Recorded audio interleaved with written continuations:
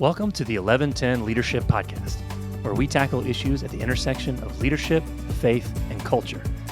I'm your host, Rob Shields, Vice President of Strategy at 1110 Leadership, and I'm joined by my co-host, founder and CEO of 1110 Leadership, David Spickard. Proverbs 1110 lays out a bold and countercultural vision. When the righteous prosper, the city rejoices. We're here to ask, what does it look like practically to be this type of leader? Leaders willing to invest everything they have so that everyone around them can thrive. Join us on the journey as we lean in, listen, and learn how to become Proverbs 11:10 kind of leaders. The kind of leaders that make our cities rejoice. Hello, David. Hello, Rob. How are we doing today? I'm still good. We gotta expand. I gotta buy you. Did I not buy you that thesaurus for Christmas? I need a thesaurus. My vocabulary has just basic words that I go to often. I'm on with four elementary school age kids like that. I'm just preconditioned to push back on I'm good or how was your day? Good, right? I was like, so I have a lot of natural follow-up questions to get to the root of how their day really was when you're talking to a second grader. Part of my challenge is just being able to enunciate complicated words. Well, I don't know if this is the venue for that, but I hope you're ready to talk good, make words good. Yes. Well, and this topic is deep, has kind of a next level element to it. So the words we use are really important as we talk through these. So what you're telling me is you're saving the good stuff for once we get past the fluff of the intro. Yeah. That's right. I'm, all jokes aside, really excited about this one, building off of this series that we're on of goals that make you whole. Really leaning in on this journey to talk about goal setting after talking about our why, importance of having a personal mission statement, and then even what does it look like to kind of provide a framework around setting goals in general as business leaders, but then taking it, you teed this up a little bit in our last episode around not just setting goals, but goals, having just goals, right? You've written a book called The Just Leader that's coming out here very soon. The countdown is on. Very excited about that next month. But to me, this is this triple Venn diagram that really sets these conversations, this podcast, your book, our work apart from classic leadership development or even leadership development from a lens of faith, because it's this third component around engaging culture, right? Or as our theory of change as an organization, even thriving leaders, thriving companies, thriving communities.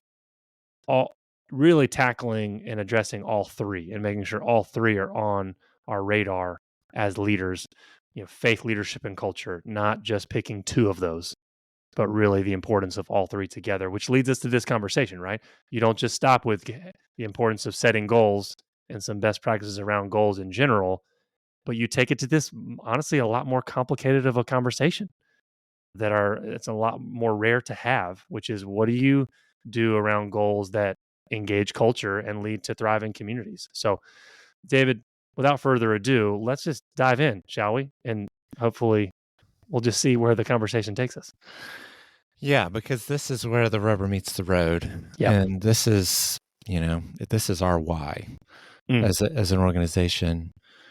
And the reason why it's our why, we've talked about it numerous times, is it's a pathway to everyone thriving, everyone winning, including ourselves. And so this extra element of understanding how these goals can be just is not extra. It's not we have just goals over here and normal goals over here. No, we want to bake this into everything that we do. And so this episode and what we're talking about is how we can make sure that our goals are just. And there's a lot we can say, but one of the ways we can approach this is look at the qualities we have put together around what it means to be both a just leader and a just company. And those qualities can serve as a grid for us as we're evaluating our goals to determine whether they're just or not. And that list is a long list. So And we don't have time to go through all of the qualities, but I want to mention a few of them as examples to give a sense of how we might look at our goals through the lens of these qualities. So quality number one is the purpose of our business is to elevate people's lives and be a blessing in the cities where they operate. So in order to be a just company, we're thinking about how we're elevating people's lives and how we're a blessing in the cities where we operate. So are our goals leading us to that outcome? Another quality, we value and care for all of our stakeholders. People's lives are improved in the interactions with the company. This is similar to the one I just mentioned, but it's a little bit more intentional around looking at all of our stakeholders and seeing how the things that we're doing value and care for them. Again, do our goals lead us to that outcome? Third quality, we take tangible steps to know the story of the community or the communities in which we do business. And we make sure that our outcomes are, again, allowing those communities to flourish. Do our goals connect to place? And do they have us engage with the people around us in such a way that our cities are improved as a result of our work? So those are general big idea qualities. There are numerous ones that we have on this list. Some get a little bit more practical to give us a sense of how we're being just. Those may seem to be theoretical or too general to understand how our goals begin to fit into that framework. But the more we ask these questions and make sure that we're outward focused in the way that we think about our why and therefore what we're doing to achieve targets to make sure that we're having the impact that we want to have, the more our goals can be just. Yeah, like you referenced, I mean, this is a long list, and it's not even meant to be exhaustive. I think ever evolving, but I love the ones you chose to highlight there. So walk me through the balance, and it feels like maybe even a tension point to name here of just goals being a concept that is internal to a company versus external. So internal, i.e., I want to be just by fair treatment of my employees. I want to make sure I'm paying them generously and fairly, competitively, versus thinking about this externally as maybe only in terms of community engagement, volunteering. What are we doing as a company to give back? Our favorite term, give back. So can you just walk through the comparison when we think about just goals? Is it internal? Is it external? A little bit of both? Well, you know what I'm going to say. I know what you're going to say. I know exactly what you're going to say. Well, it's both. And, most leaders think about community engagement as the way to be just. So it's more external. They'll create committees, which are good, that think about ways in which the teams of people at the company are volunteering in the community, the way they're providing services that might meet a need. And, a lot of companies are doing this too to build morale among their employees. And all that is good, but it's limited. It's a limited perspective of how you think about what it means to be just. That this is holistic and it's both and.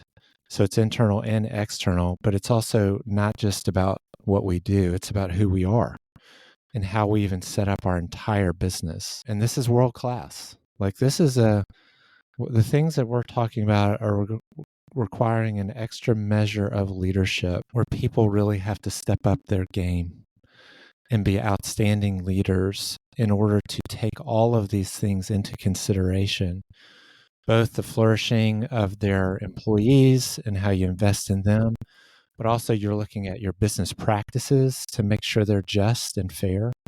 You're looking at your industry to see where there's brokenness within your industry that you may want to address and fix.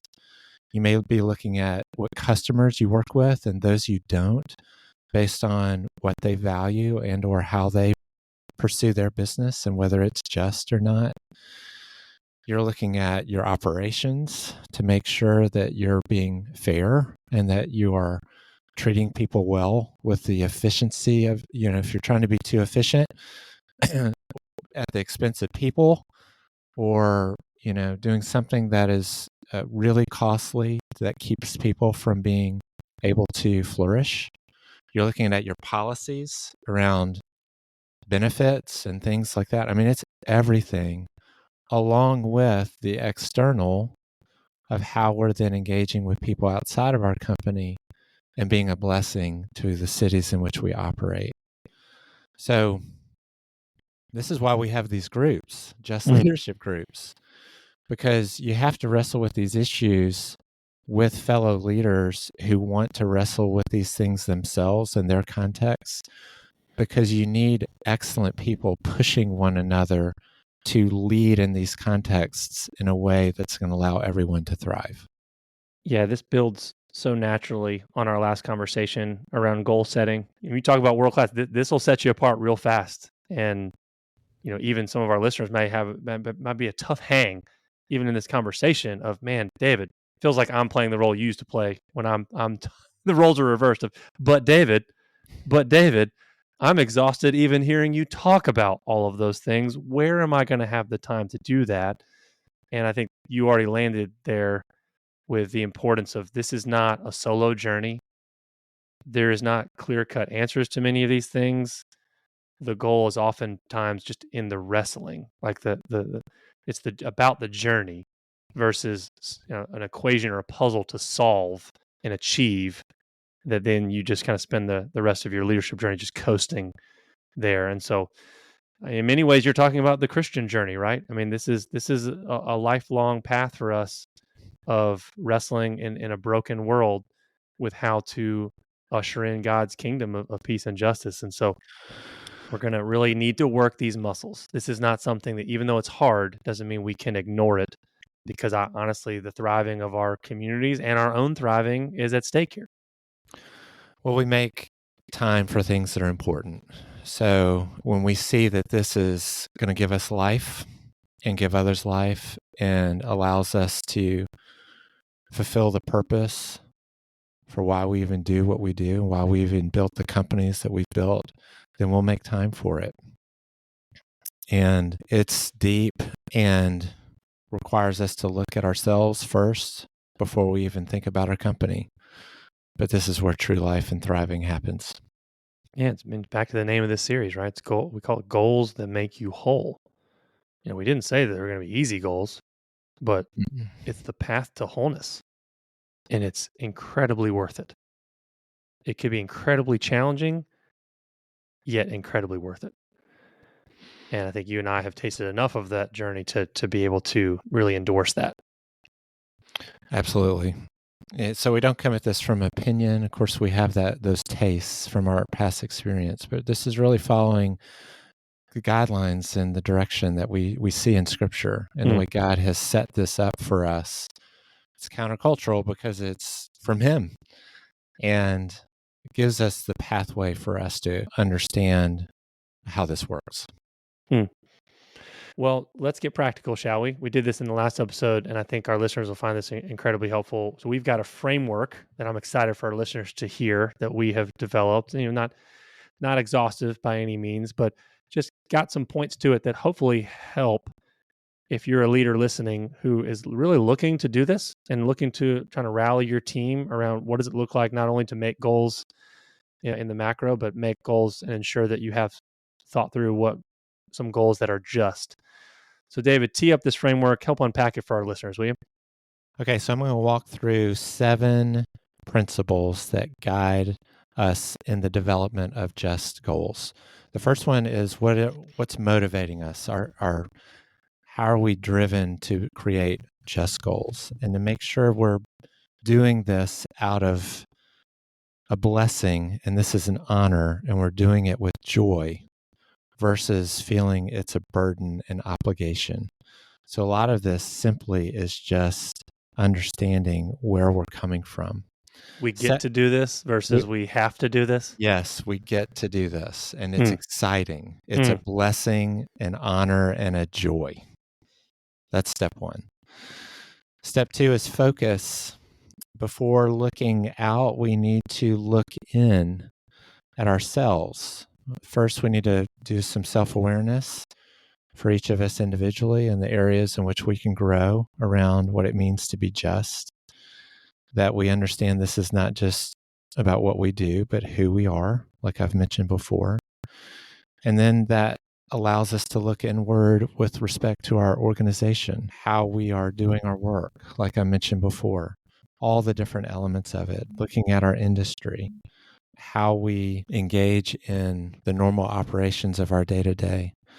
If you think about this as an example, should a law firm do a quarterly service day building a habitat house? Yes, that's great. Mm.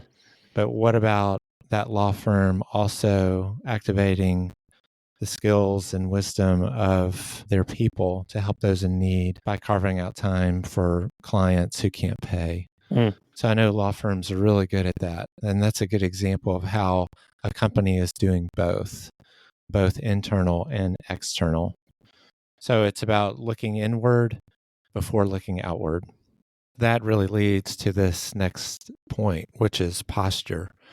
And I've already mentioned it from I have to I get to, but it's even further than that, which is we're not having to respond to some cultural moment to create these goals, but we're understanding that this is central to who we are and what we want to become and be as a company, and create a place where people can come and be all that they're designed to be. Not because the culture is demanding it of us, but because we get to do this. So then number 4 is process. And that this is the idea of we're being more proactive than reactive. So many companies have had to be reactive when it comes to justice issues because of an event that happens or something either in our society or even within their company, where they are just reacting to that issue, and they haven't really thought through this, planned for it, and had a proactive strategy for how they're going to engage in just issues. So process is important. It's why we even have this framework, so that companies can be intentional to think about this ahead of time so that they are proactive. 5 is causes. This is, what do we care about? What is the brokenness within our community or within our industry, the issues that are relevant to us or what we care about? And how do we go deep with a few versus shallow with many? And that can be a challenge with certainly a larger company, but we would encourage a company to think about how to go deep with a few causes and or organizations with which they can have ongoing relationship and partnership. 6 is relationship, that this is not us coming in and we have all the resources as a company or the top-down leadership dynamic and we help you and it's one way, but that it's mutual transformation and mutual partnership. This sense of I need you and my life is not complete without you in it. So relationship being critical to how we think about this, both internally as we build a deep connected community amongst our people, and then how that then translates into those with whom we work and engage outside of our company. And finally, number 7 is ownership. It's this idea that this is all owned by our team, that we've created a mechanism for inviting our team into the process. And by doing that as leaders, we give power away and help them really take this and run with it so that ultimately they can experience this fullness and life that's in store for them. Mm. Yeah, that's a powerful list, and even that last one, I think, really is an exclamation point on it. This theme of ownership, it comes up so often in these conversations we've had. I mean, it popped up even recently in our last episode around setting goals as a company, and there's a lot of overlap here in the conversation we had around just philanthropy. This idea of our giving being done in community and from community and a communal exercise versus an individual one. And so I think we're hitting on a lot of themes that do repeat themselves, but does not make them redundant. So, David, help for our listeners. Obviously, the framework helps tee them up for some conversations, but also having some concrete examples of just goals that you've seen working with business leaders or companies who've really modeled living out this framework well. Yeah, so we had the opportunity to come alongside a company whose board asked them to update their DEI plan, and that task was given to the CEO. And the CEO was sort of in a place of not knowing exactly the way to do that. He was in a position as the only one to own that task, and he knew he needed to figure out how to make this something that was going to be effective within his company. So he asked us to come alongside of him as he thought about the integration of this DEI plan. And we saw him really model what this looks like as we worked with him to identify a team within his company to walk through a process of making sure that any DEI plan was going to be integrated within their strategic plan, that it was not something that was going to be extra, and that it was also not something that was going to be top down from the CEO down to other leaders or even the employees of the organization. So by having this group identified of leaders and others in the company who could be sort of a task force to walk through with this was essential. The CEO was a part of that group, but he was not leading that group. He was present and showed that this was extremely important and that there was a buy-in at the top. You have to have buy-in for this at the top in order for it to work. But he was just at the table, giving away power, being a part of the team. And as a result, we put together a plan that is deeply integrated within their strategic plan. And this company is a national company which has offices across the country in different cities. And the plan is not only applicable and specific across the entire company so that they can implement principles everywhere, but it also took into consideration the context of each city and for each group in each city to understand how they can tailor the goals and the plan for their particular city and context, and to even activate their work around that. So it's not something extra that they do outside of their work, but they're just incredibly thoughtful about the community partnerships that they can engage in that leverage what they do really well to have an impact in each of the cities in which they operate. Yeah, that was a really neat journey that we went on with that specific company. I think it's a great example of really how this starts even with just one leader setting the tone and then inviting others in because it doesn't stay with that one leader and the impact that can have even across a large scale. I even think about a local company we work with that is, really being intentional around goal setting in this season right now.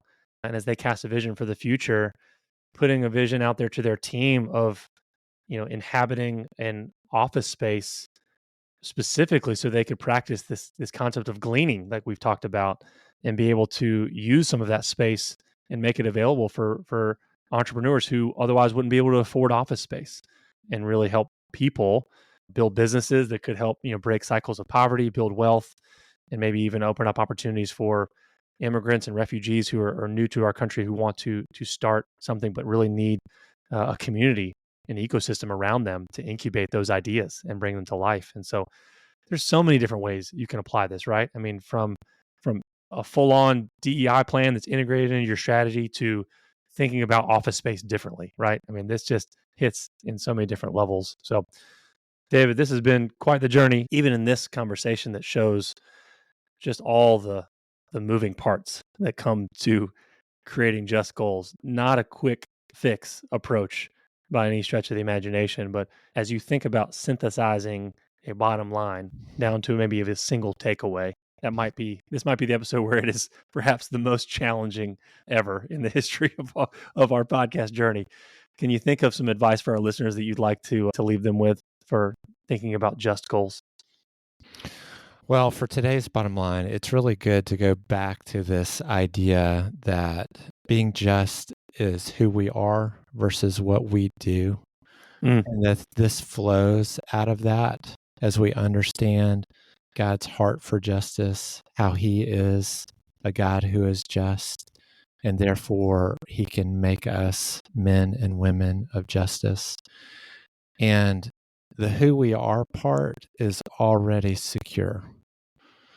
There's nothing that we have to do to achieve being just. There's nothing really that we have to do to achieve, even within our companies, that necessarily make us more just than not, because that's already secure because of what God has done for us.